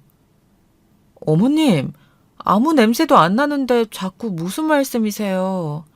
맞아, 엄마, 왜 그러세요? 아무 냄새 안 나는데 심지어 비염까지 있으셔서 냄새도 잘 못 맡으시는 분이? 아니, 그럼 내가 거짓말이라도 한다는 거야? 냄새가 나니 난다고 하지. 당신 그만해. 상견례 자리에서 뭐 하는 거야? 냄새가 난다고 벅벅 우기시는 시어머니 덕에 시아버지까지 나서셔선 무슨 말이냐며 큰 소리를 벌컥 내셨고 그제야 시어머니는 움츠러드는 기세였습니다. 이 분위기는 마치 시어머니 측에서 대놓고 저를 반대하는 것과 다름이 없었어요. 저희 엄마와 아빠 역시 그걸 눈치채고 기분이 퍽 안 좋아지셨고요. 사돈어른, 오늘은 자리가 자리이니만큼 아이들 얘기를 하죠. 그때 아빠가 중간에서 대화 흐름을 끊어내셨는데요. 평소 온화하신 성격이시기 때문에 이 정도면 아빠 역시 상당히 화가 나셨다는 걸 알 수 있었습니다. 저는 아빠의 손을 꼭 잡으며 조금만 참아달란 신호를 보내어야만 했어요. 상견례가 끝나고 나선 내내 부모님을 대놓고 무시한 시어머니의 행동에 남편은 저희 엄마 아빠 앞에서 무릎까지 꿇으며 싹싹 빌었어요. 왜냐하면 친정엄마와 아빠 모두 이 결혼을 다시 생각해보는 게 어떻겠냐며 저를 설득하셨기 때문이에요. 죄송합니다, 장모님, 장인어른. 저희 어머니가 오늘 실수가 많으셨던 것 같습니다. 제가 미리 중재를 잘했어야 하는데 다음번엔 절대 이런 일이 생기지 않도록 하겠습니다. 오늘 사부인 행동이 지나쳤던 건 명백한 사실이라 내가 우리 딸아이 결혼식을 앞두고 많은 생각이 드네. 괜한 시집살이 시키시는 건 아닐지 말이야. 자네 무슨 말인지 알지? 그럼요, 장인어른. 제가 중간에서 절대 그런 일 없도록 할게요. 맹세합니다. 정말입니다. 장인어른, 장모님 정말 죄송합니다. 지연아, 미안해. 너한테도 할 말이 없다. 나도 많이 부끄럽고 민망해. 솔직히 상견례에서 시어머니가 보인 발언과 행동에 저도 결혼을 다시 한번 생각해봐야 하나 많은 고민이 들었지만 남편이 엄마와 아빠가 시골에 내려가신 후에도 제 마음이 혹여나 바뀔까 싹싹 빌었기에 저는 좀 더 이 사람을 믿어보기로 했습니다. 당시엔 어차피 결혼하고 나면 명절날이나 생신이 아니라면 볼 일이 없을 거라 생각했으니까요. 또 남편에 대한 사랑도 한몫했습니다. 그런데 결혼을 하자 이젠 물을 수 없다고 생각했는지 시어머니의 행동은 선을 넘기 시작했습니다. 예, 나다. 그래, 누구긴 누구야. 넌 네 시어미 목소리도 못 알아보니? 몰라본 게 아니고요, 어머님. 무슨 일 있으세요? 다른 게 아니고 내가 지금 너희 카페로 갈 테니까 커피 10잔 정도랑 디저트 고급진 거 비싼 걸로 세팅 좀 해놔라. 내 친구들 싹 데리고 갈 거니까. 네? 지금요? 어머님, 단체 손님은 지금 곤란한데요. 손님들이 이미 계셔서 자리가 나지 않을 것 같아요. 죄송해요. 자리가 나지 않으면 만들면 되지. 뭐가 문제야. 얼른 자리 안 만들어놔? 이거 중요한 동창 모임이란 말이야. 내가 우리 며느리 소개시켜줄 겸 겸사겸사 니네 카페 매상도 올려주러 가는 건데 너는 애가 왜 이리 야박하니? 저를 소개시켜 주신다고요? 네, 알겠어요, 어머님. 갑작스런 방문에 당황스러움도 잠시, 있던 손님들을 쫓아내고 자리를 만들라니 황당했지만 절 소개시켜 주시고 싶다는 시어머니의 말을 거스를 수는 없었어요. 얼마나 자랑하고 싶으셨으면 그러실까 해서 조금 기분이 좋기도 했지요. 그런데 막상 열댓 명의 친구분들을 데리고 카페에 도착한 시어머니는 저를 우리 며느리야 결혼식장에서 봤지? 얘들아 얼른 앉자 하며 바로 커피와 디저트부터 찾으시더라고요. 고급으로 준비했냐며 한 번 더 확인까지 하시고요. 시어머니의 집은 저희 신혼집에선 차로 30분 거리, 카페에서도 그 정도 거리에 위치해 있었는데요. 애초에 그리 멀지 않은 거리라 그런지 카페에 방문하시는 일이 잦았습니다. 매상을 올려주기 위한다는 명목으로 친구분들을 자주 데리고 오셨죠. 여기서 문제는 시어머니께서 친구들과 카페에 오셔서 5, 6시간을 죽치고 수다를 떨고 계시면 다른 손님들이 앉을 공간이 부족하고 또 카페 내부가 너무 시끄러워져 기존의 손님들이 떠나신다는 점이 이었습니다. 저에게는 손님 한 분 한 분이 중요한데 단골 손님마저 떠나니 불안해지더라고요. 어머님, 조금만 조용히 부탁드릴게요. 다른 손님들도 계셔서요. 저희 카페는 조용히 노트북 작업하시는 분들도 많아요. 어느 날은 제가 조용히 다가가 정중하게 귓속말로 부탁드렸는데 말한 제가 민망스럽게 퉁명스레 받아치시더라고요. 아우, 내가 언제 시끄럽게 떠들었어. 아유, 알았어. 아유, 까다롭긴. 조용히 할게. 매상 올려주러 왔더니 며느리 눈치만 더럽게 보게 되네. 그리고 카페에서 무슨 공부를 한다? 그래, 우리 살살 얘기했어. 며느리가 시어머니한테 그러면 안 되지. 이런 반응들이 대부분이었기에 더더욱 제 기분도 상하였습니다. 그런데 더 놀라운 일은 그 다음 이어졌어요. 사실상 이 부분이 가장 화나고 염치가 없다고 느껴지는 부분인데요. 시어머니께서 한창 수다를 떨고 나시면 그냥 자리를 뜨시는 겁니다. 계산은 안 하신 채로요. 어머님, 계산은... 예, 일단 달아놔라. 예? 내가 나중에 붙일 테니까 달아놓으라고. 귀 어둡니? 오늘은 내가 지갑에 깜빡했어. 명자야, 얼른 가자. 나 오늘 노래방에서 한 10대곡은 불러 제껴야겠어. 5, 6시간에 걸쳐 카페 영업을 방해하고 그것도 모자라 외상을 하시는데 이런 일이 여러 번 이어지자 정말 못 참겠더라고요. 무엇보다 제게 카페는 생업인데 일을 방해하는 일이잖아요. 남편에게 대신 전해달라며 토로했어요. 여보, 어머님이 오늘도 가게에서 10만 원치를 또 그냥 공짜로 드시고 가셨어. 아, 정말? 우리 엄마가 또? 아우, 진짜 엄마 왜 그러시냐. 알았어, 내가 처리할게. 남편 역시 이런 이야기를 들으면 괴념쩍고 민망하기 그지없을 겁니다. 어떤 자식이 부끄럽지 않을 수 있을까요? 남편은 그때마다 진심으로 미안해하며 어머니에게 전화를 걸어 그러지 마시라 당부하곤 했습니다. 그런데 시어머니는 참으로 철면피였어요. 아이, 내가 뭐 얼마치를 먹었다고 그러는 거야. 나 고작 커피 몇 잔 얻어먹었을 뿐이다. 그걸 받아내려는 걔가 웃긴 거지. 걔는 가족 사이에 그런 걸 다 받아내야겠다니? 정말 쪼잔스럽다. 어머닌 저를 짠순이 그것도 모자라 속 좁은 며느리로 만들고 그것으로 분이 풀리지 않았는지 남편의 동생인 신우이에게도 이 일을 일러바쳐 한창을 제욕을 해대신 것 같았습니다. 다음 날 신우이에게서 전화가 걸려왔거든요. 남편에게는 신우이가 한 명 있었는데 이직이 취미일 정도로 한 직장에 적응하지 못하고 늘 회사에서 사람들과 싸우고 나와 현재는 백수 상태에 머물러 있는 사람이었어요. 늘 불평불만을 입에 달고 사는 사람들 있잖아요. 신우이가 딱 그 짝이었죠. 이런 신우이가 저를 겨냥하며 하는 말에 기가 막히더라고요.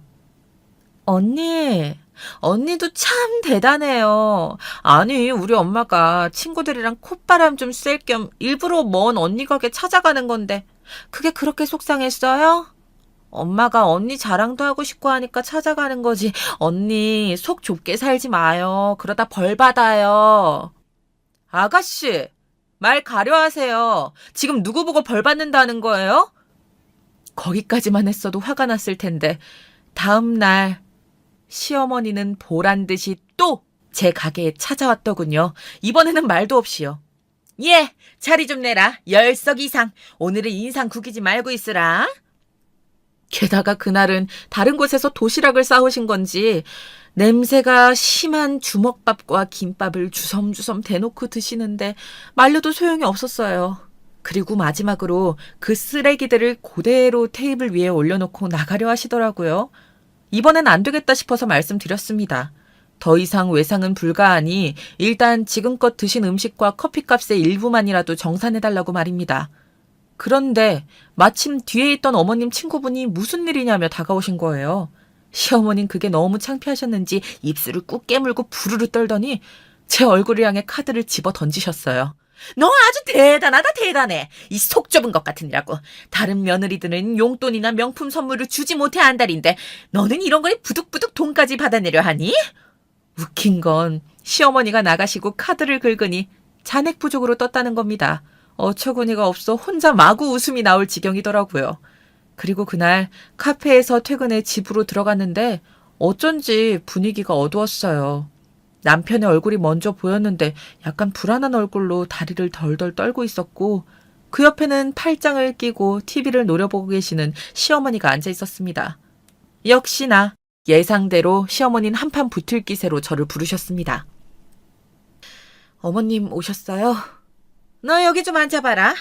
내가 너 시골 촌구석 출신이라 무시하지 않고 사람 대접해줬더니 나를 그런 식으로 무시하니? 내가 오늘 친구들 앞에서 얼마나 망신스러웠는지 아니? 내 친구들이 나를 얼마나 불쌍하게 보든지 며느리한테 그런 대접받고 사냐 그러더라. 정말 쪽팔려서 망신 이런 개망신도 없었다고. 아, 그러셨어요? 저는 일부러 더 무표정으로 담담하게 대꾸했습니다. 제가 시어머니의 말에 겁에 질려하거나 크게 반응하면 할수록 오히려 지는 거라고 생각했거든요. 저는 의연하고 담담하게 제 의견을 말했습니다. 어머님께서 외상을 달아놓은 금액이 300만 원에 달하고 그걸 단 한 푼도 갚지 않았다는 건 잘못되었다고 말이죠. 그러자 시어머니는 돈 한 푼 없는 저희 집 이야기를 늘어놓으셨어요. 내가 말이다. 니네 엄마 아빠가 가진 것 하나 없이 너 낳고 길렀다 해도 상견례장에서 싫은 말 한 거 하나 없다. 솔직히 말해. 너 뭐가 잘났니? 그저 그런 전문대 나와 고작 커피나 팔고 있는 주제에 내 아들은 그래도 괜찮은 회사 다니고 꼬박꼬박 월급 타오는 성실한 직장인이야. 너 카페 하는 것도 마음에 안 들었어. 그거 언제 망할지도 모르는 사업 괜히 망했다 피 보면 어쩌려고. 근데도 내 아들이 하도 좋다고 하니까 허락해 준 거다. 근데 이게 은혜도 모르고. 제가 카페를 하면서 제일 많은 이득을 본 건 분명 시어머니인데 어머님의 뇌에는 그런 생각 같은 것들이 전혀 없어 보였어요. 오로지 자기 아들이 너무 아깝고 불쌍하다라는 내용뿐이었죠. 그런데 여기서 제 예상을 벗어난 것이 있었으니 남편의 행동이었어요. 남편은 이런 상황이 펼쳐지고 있음에도 불구하고 아무 말 못하고 다리만 덜덜 떨고 있더라고요. 얼마나 한심하게 보이던지 시어머니의 막말보다 그 꼴이 더 실망스럽더라고요. 어머님, 저도 한마디 드릴게요. 다른 건 몰라도 저희 집 이야기는 꺼내지 말아주세요. 저희 어머니 아버지 가진 거 하나 없으신 분 아니고 저한테 정말 좋으신 것들만 물려주신 분이에요. 그리고 저희 카페 매상 괜찮았으니 앞으로 오지 않으셔도 될 것 같아요.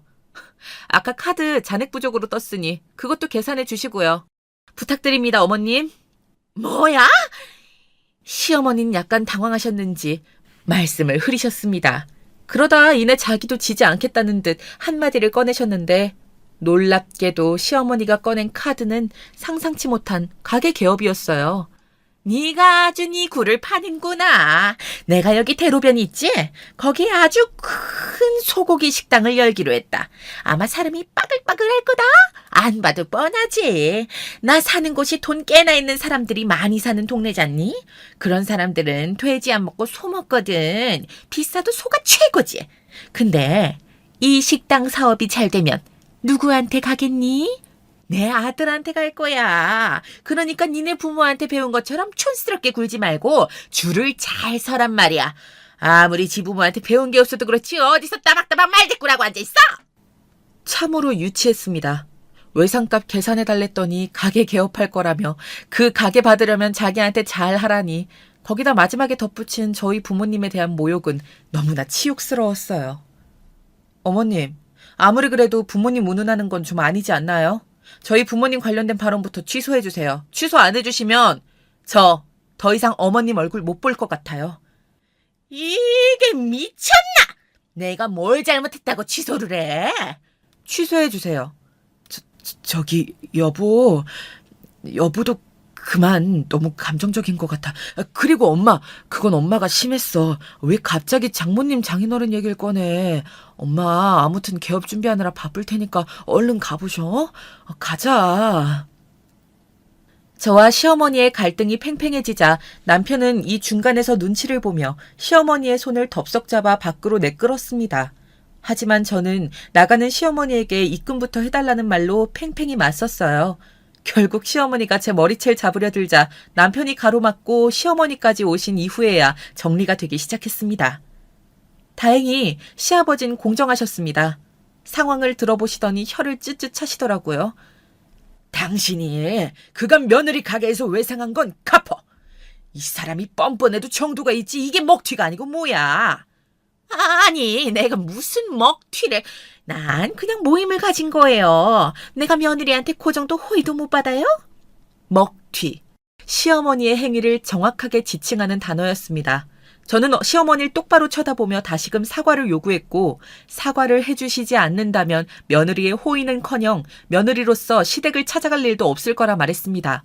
그러자 시어머니는 시아버지와 남편 눈치를 보다 마지못해 사과를 하시더군요. 그래, 사과한다, 사과해. 됐니? 네 부모 잘났다, 잘났어. 근데 너 마음 그렇게 쓰는 거 어디 뭐 되는 일이 있겠니? 있나 보자. 우리 가게 잘 되면 너한테 콩고물 하나 떨어지는 거 없을 줄 알아? 내 아들 돈 감히 탐내지 말아라. 알겠니? 제가 아드님이며 시댁돈 탐낼 그럴 일은 없네요, 어머님. 그러니 걱정 붙들어 매세요. 어른에게 한마디 한마디 말대꾸한다는 게 버릇이 없어 보인다는 건 알았지만 이 이상 시어머니에겐 단 한마디도 지고 싶지 않더군요. 시어머니는 저를 씩씩거리며 노려보았지만 더 무서운 기세의 시아버지의 벼락 같은 불호령에 붙잡혀서 질질 끌려 나가셨습니다. 사실 이대로 시어머니 쪽과 연이 끊긴다 하더라도 저는 괜찮을 것 같았습니다. 그런데 시어머니가 나가고 저는 또 한 번 충격을 받고야 말았습니다. 이번엔 남편에게서요. 전번 날 남편이 베란다에서 퇴사란 단어를 꺼내며 통화하는 걸 들었는데 이 일일 줄은 상상도 못했습니다. 조심스레 자신도 엄마의 고깃집에서 일하고 싶단 말을 주섬주섬 늘여놓더라고요. 아니, 사실 나 회사 일이 좀 안 맞았었거든. 그냥 이럴 바엔 엄마 가게 일이나 도우면서 돈 많이 버는 게 낫겠다 싶어서 퇴사한다고 말했어. 뭐라고? 아니, 그걸 왜 이제야 말하는 건데? 남편은 회사에서 승진을 앞두고 있었고 이번엔 저에게 꼭 끝까지 회사를 다니겠다고 약속까지 했었습니다. 왜냐하면 남편 역시 시누이처럼 회사를 자주 옮겨 다니는 버릇이 있었거든요. 아주 남매가 유유상종이었죠. 저는 미리 말을 하지 않은 남편에게 너무나 실망스러웠습니다. 여보, 좋은 면을 봐봐. 우리 가게 진짜 잘 될 거야. 엄마가 진짜 좋은 자리에 가게 자리 잡아놨거든? 자기도 이제 큰 가게 사무소리 듣는 거라고 카페 일 안 해도 돼. 지금 나랑 장난해?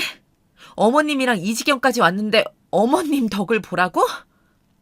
남편은 신이나 제잘거렸지만 더 말을 듣기 싫어 문을 쾅 닫고 안방으로 들어가 버렸습니다. 그리고 방 안 침대에 앉아 곰곰이 이 결혼 생활에 대해 곱씹게 되더군요. 부부인데도 불구하고 한마디 상의 없이 일을 저지르는 남편, 친정 부모님에게 막말하는 시어머니, 이 결혼 생활을 계속해도 되는 걸까 하는 생각이 처음으로 아주 강하게 들었습니다. 그날 밤 잠이 안 올 정도로요. 그런데 여기서 시부모님은 모르시는 것이 있었습니다. 사실 저희 엄마와 아빠는 할아버지에게서 물려받은 재산이 상당해 도심에 건물을 몇 채나 가지고 계시는 분이었어요. 요즘은 청소년들의 꿈도 건물주라고 하던데 저희 엄마와 아빠가 바로 그 건물주님이셨어요. 하지만 돈이 많은 사람에겐 반드시 안 좋은 사람들이 따라붙는다는 아빠의 교육 철학에 따라 저나 여동생이나 다른 사람들에겐 철저히 그런 사실을 숨기고 살아온 지 오래였어요. 너희가 돈을 가졌다는 걸 티내면 분명 좋지 못한 목적으로 다가오는 사람들이 생길 거야. 아빠는 우리 딸들이 그런 일을 겪지 않았으면 좋겠어. 또 아빠는 너희가 정말 힘들 땐 집에서 당연히 도움을 주겠지만 경제적인 부분을 자력으로 해내셨으면 좋겠다고 말씀하셨어요. 그게 저희 자매를 위한 길이라 생각하신 거죠. 그래서 저희 자매는 실제로 대학 등록금을 제외한 생활비를 저희 돈으로 해결했어요. 다시 말해 시어머니는 단단히 오해하고 계신 것이었습니다.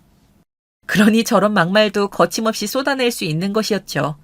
사람을 돈으로, 심지어 자기의 사돈되는 사람들까지 얕잡아보는 시어머니에게 진절머리가 나더라고요. 그래서 홧김에 저희 집안의 실체를 공개할까 고민했지만 저는 아빠가 주신 교훈을 생각하며 꾹 참았습니다. 그리고 남편에게조차 말하지 않은 채 일단은 이 사실을 계속 숨기기로 했습니다.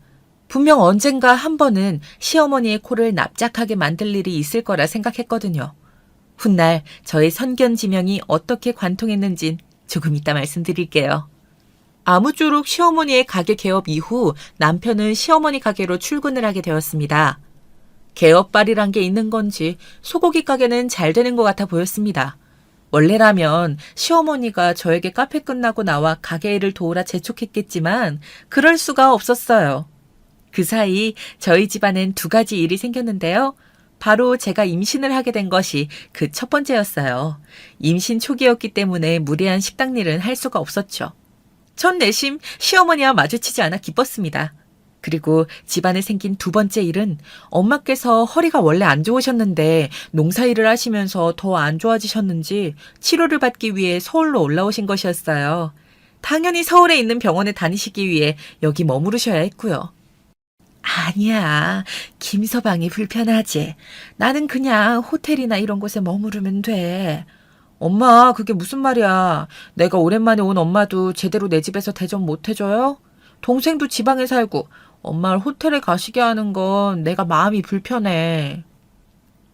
엄마는 저희 남편에게 민폐를 끼치게 하는 일이 될까봐 처음엔 굳고 사양하셨는데요. 제 설득으로 머무르게 되셨습니다. 전 엄마가 최대한 편히 지낼 수 있도록 베개도 매일 세척하고 엄마가 좋아하시는 촉감의 이불도 준비하며 잠시나마 이 짧은 모녀간의 시간을 즐기려 했던 것 같습니다. 그간 시어머니와의 갈등으로 많이 지쳐있기도 했고 저도 엄마에게 이런저런 이야기를 하며 스트레스를 풀고 싶었거든요. 그런데 저희 엄마가 집에 있다는 소식을 듣자마자 갑자기 득달같이 시어머니에게서 전화가 걸려왔더군요. 예, 사부인이 니네 집에 계신다고? 네, 그런데요, 어머님.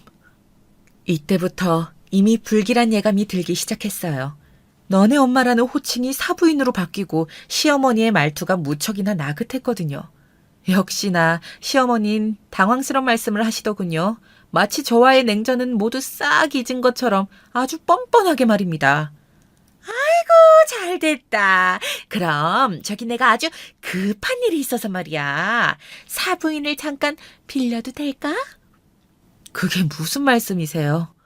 무슨 말이긴. 우리 가게에 카운터 보시는 아줌마가 갑자기 자기 친언니가 죽었다면서 가게를 관뒀지 뭐니. 그래서 지금 사람이 비는데 너무 급해서 당장이라도 사람이 필요하단 말이야. 사부인도 거기 집에만 계시면 척척하실 거고 내가 돈은 섭섭지 않게 챙겨주마. 사부인도 솔깃하지 않을까 싶은데. 듣자마자 황당하더라고요. 한마디로 시어머니는 다름 아닌 치료를 위해 오신 엄마에게 잠깐 가게 일을 부탁하기 위해 마음에도 없는 부드러운 말투로 전화를 거신 것이었습니다. 그러면서 저에게 부탁하고 싶지만 저는 임신 초기이고 조심해야 할 시기이니 어쩔 수 없지 않겠냐며 은근히 배려하는 척까지 하시는데 그 꼴이 더 보기 싫었습니다.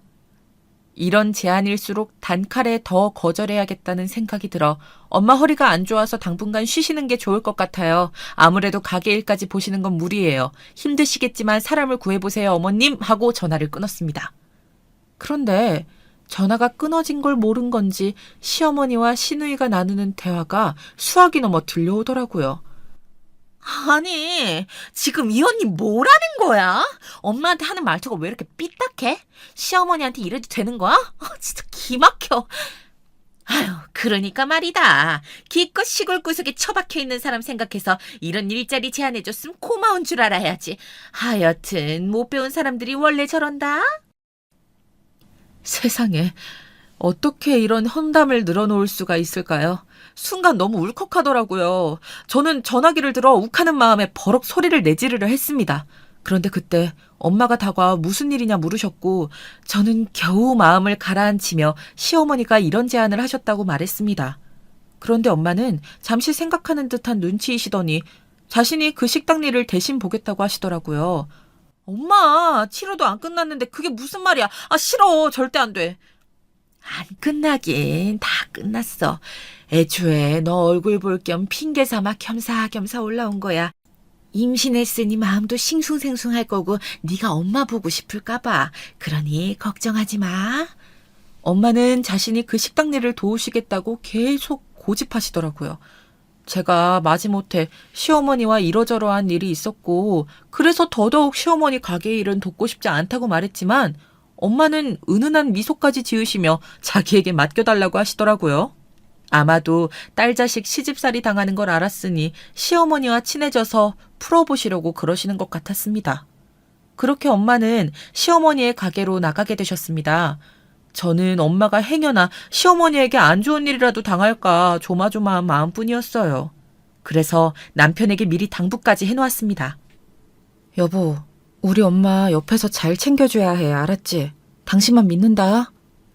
걱정하지 마. 내가 잘 챙겨드릴게. 아무렴 내가 사위인데. 그리고 우리 엄마도 이제 정신 차리셨어. 장모님이 일 도와주시는 거 고맙다고 갈비까지 따로 챙겨주신대. 남편의 말은 미심쩍었지만 일단은 믿어보려고 했습니다. 설마 사부인 되는 사람이 가게까지 나와 도와주는 건데 그 앞에서 못할 말을 하겠나 싶었지요. 엄마는 일주일 정도만 가게 일을 도와주시기로 하셨습니다. 그 안에 시어머니께선 구인구직 사이트로 다른 분을 구하시기로 하셨고요. 그런데 이상하게 그 기간이 점점 늘어나더라고요. 처음엔 분명 일주일만 부탁드린다고 했던 게 2주일이 되고 3주가 되어갔습니다. 거기다 엄마 얼굴이 어쩐지 조금 피곤해 보여 더 걱정스러웠습니다. 엄마, 괜찮아? 카운터 보는 거 힘들진 않아? 하나도 안 힘들어. 괜찮아. 사부인이 아주 잘해주셔. 앉아서 일도 하실 수 있게 해주고 성품이 사나워 보이셨는데 그렇진 않으시더라. 우리 딸 걱정하지 말고 뱃속의 아이만 생각해. 엄마는 오히려 이 나이에 오랜만에 이런 일도 하니 신기하고 재밌다고 하셨어요. 저는 직접 제 두 눈으로 확인하기 위해 임신 초기임에도 불구하고 시어머니의 식당에 나가 도와드리는 척하며 엄마 쪽을 보기도 했습니다. 그런데 시어머니 손님 맞느라 정신이 없으신지 엄마와는 거의 말을 섞지 않으셨고 엄마 역시 별 힘든 기색 없이 가게 일을 도우시더라고요. 그걸 보고선 저도 모르게 조금 방심을 했던 것 같습니다. 그러던 어느 날 제가 참지 못할 일이 터지고 말았지요. 그날은 제가 간식거리를 사들고 시어머니의 식당에 방문한 날이었어요. 시어머니와는 워낙에 좋지 못한 감정이 많이 쌓여있지만 일하시는 엄마가 힘드실까봐 좋아하시는 달달한 주전부리들을 사들고 방문한 것이었죠. 그런데 식당 안쪽에서 소란스러운 소리가 들리더라고요. 무슨 일인가 싶어 서둘러 달려가 봤더니 시어머니의 목소리가 쩌렁쩌렁 가게 안을 울리고 있었습니다. 이 도둑년이 감히 사돈돈을 훔쳐가? 어디 훔쳐갈 게 없어서 내가 돈 챙겨주겠다 했어? 안 했어? 아니에요. 제가 왜 그랬겠어요. 진정하세요, 사돈. 엄마는 시어머니에게 뺨을 맞은 듯 한쪽 뺨을 부여잡고 바닥에 엎어진 채 시어머니를 올려다보고 있었고 옆에 있던 남편은 안절부절 못한 채 머리만 쥐어뜯고 있었습니다. 그때 시어머니가 절 발견하곤 곧바로 저에게까지 손가락질을 하며 고래고래 소리를 지르더라고요. 예, 네 엄마가 내 가게 돈을 훔쳤다. 가게 시세가 안 맞아서 돈을 세고 또 세봤는데 아무리 세봐도 돈이 안 맞잖아. 너 이거 어떻게 물어낼 거야, 어? 당장 내 돈 물어내. 애미가 훔쳤으면 딸년이라도 그 돈을 갚아야지.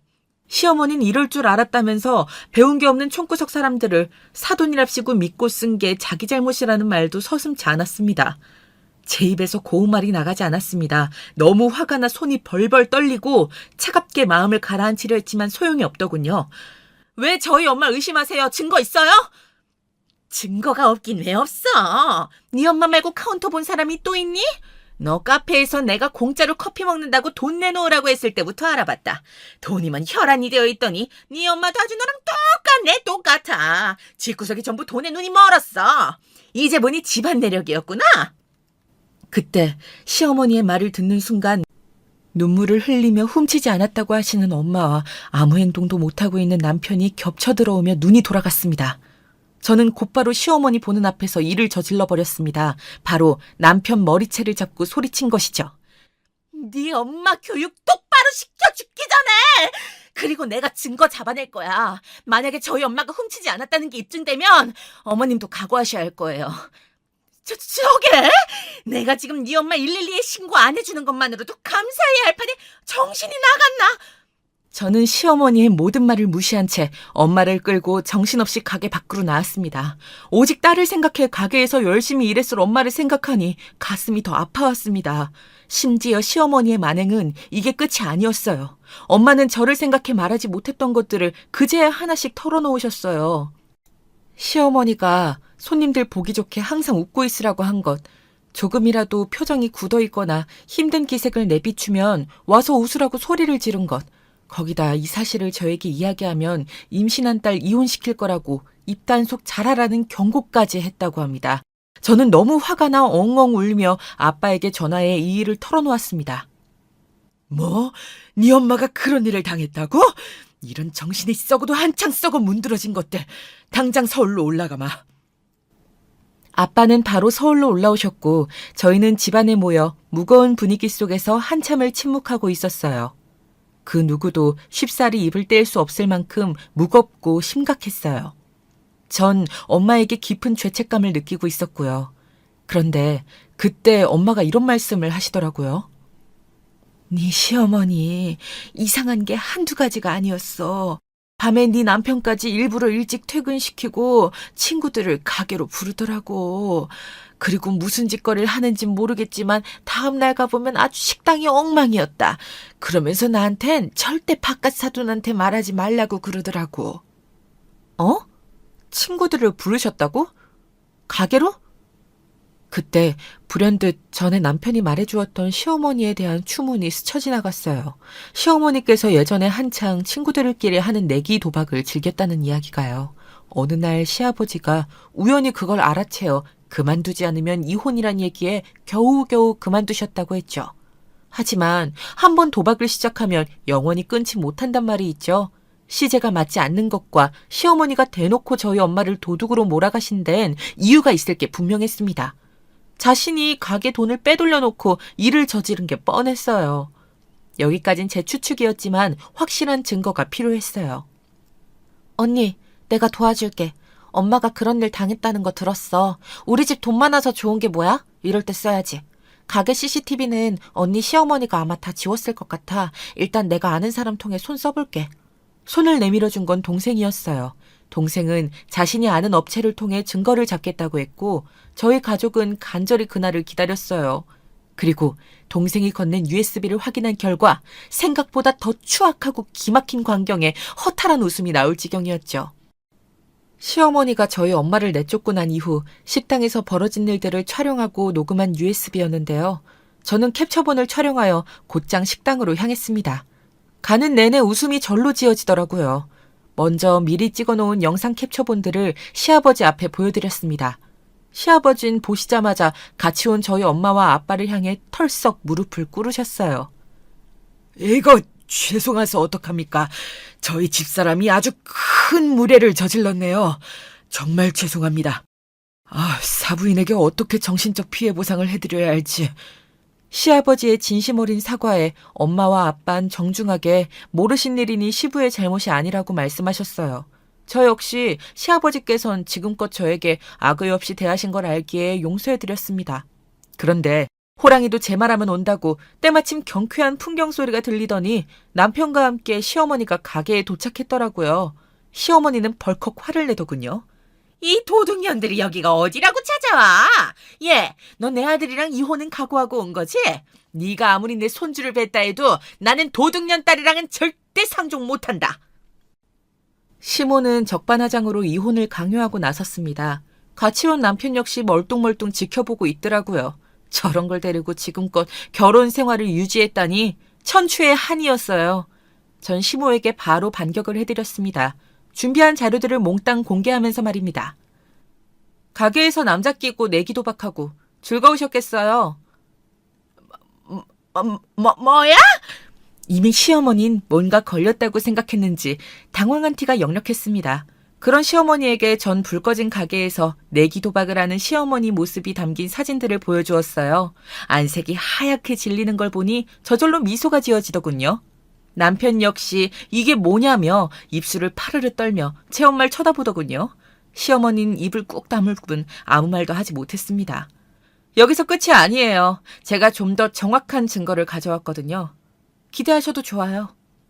그리고 마지막 무기로 쓰려 했던 녹음 파일까지 재생했습니다. 한 여자의 경박한 웃음소리와 함께 음침한 말이 울려 퍼지자 시모도 남편도 머리를 숙이고 있던 시아버지까지 경악할 수밖에 없었지요. 내가 누명을 아주 잘 씌워놨지. 걱정 말어. 우리 바깥 양반은 알래야 알 수가 없으니까. 그러고 보면 내가 머리하는 기똥차게 잘 굴러가.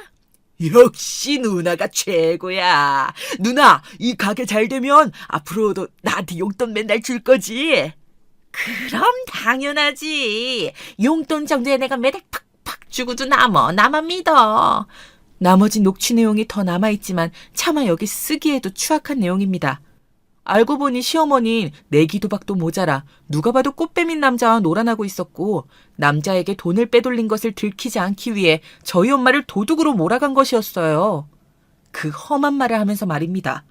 무너지는 시아버지의 표정을 보니 마음이 안 좋긴 했지만 어쩔 수 없었습니다. 죄를 지은 사람은 그 값을 받아야 하니까요. 어디서 이런 거짓 증거를 가져와서 너 아주 보통 계집애가 아니구나. 이럴 줄 알았어. 이게 어디 봐서 내 목소리야. 여보, 아니에요. 당신이 속아 넘어가고 있는 거라고요. 이 발칙한 것이 궁지에 몰린 이 별짓을 다 꾸며내는구나. 이래서 내가 널 받아주는 게 아니었는데. 제가 어떻게 어머니 목소리까지 꾸며내겠어요. 보기 안 좋으니 그만 인정하세요. 하지만 그때 가슴을 치며 시어머니를 막은 건 남편이었습니다. 엄마 그만해요. 제발. 언제 정신 차리실 거예요. 젊으셨을 땐 내기 도박으로 집안을 말아드시더니 이젠 횡령도 모자라서 장모님께 그런 짓까지 저지르시고. 엄마가 사람이에요? 남편의 절규는 안타까울 정도로 절박해 보였습니다. 아마도 제가 알지 못하는 시어머니의 도박 관련된 가정사가 더 있는 듯 했어요. 그리고 남편의 말에 이어 얼굴이 붉어진 시아버지까지 더 이상은 못 참겠는지 그대로 시어머니의 뺨을 후려치셨어요. 그 짝소리에 저희 친정 부모님은 물론 가게 손님분들도 놀라 정적이 흘렀습니다. 당신이랑은 단 하루도 못 살아! 당장 꺼져! 그날 이후 시아버진 곧바로 시어머니와 이혼을 강행하셨고 저 역시 남편과는 깨끗이 갈라서기로 했습니다. 지엄마 등 뒤에 숨어 자기 와이프 하나 지킬 줄 모르는 마마보이는 더 이상 필요가 없었거든요. 아직 태어나지 못한 아기가 걸리긴 했지만 제 뒤에 친정엄마와 아빠가 있다고 생각하니 너무 부정적으로만 생각하지 않기로 했어요. 게다가 한 가지, 저희 집이 재력이 있다는 거 언젠가 한 번은 쓰일 거라고 말했죠. 전 남편과 이혼 도장을 찍으며 시댁에 당당히 어느 정도의 재산을 가지고 있는지 밝혔습니다. 그러자 그 반응이 얼마나 놀라웠는지 모릅니다. 시어머니가 울며 불며 빌기 시작했어요. 자기가 잘못했다, 다시 돌아와 달라며 돈에 횟가닥 뒤집어진 얼굴을 보이는데 정작 돈에 미친 게 누구인지 사람이 순간 무서워 보이기까지 했어요. 자, 여기까지가 제 파란만장한 결혼 생활 이야기입니다. 앞서 이야기한 것처럼 참 파란만장했죠. 이혼을 결심했을 땐 여러 고민과 갈등이 있었지만 귀한 딸아이와 함께 카페를 운영하며 열심히 살아가고 있는 오늘을 생각하면 참 잘한 결정이었다는 생각이 듭니다. 여러분들도 오늘 하루 알차고 보람차게 마무리하시길 바랍니다.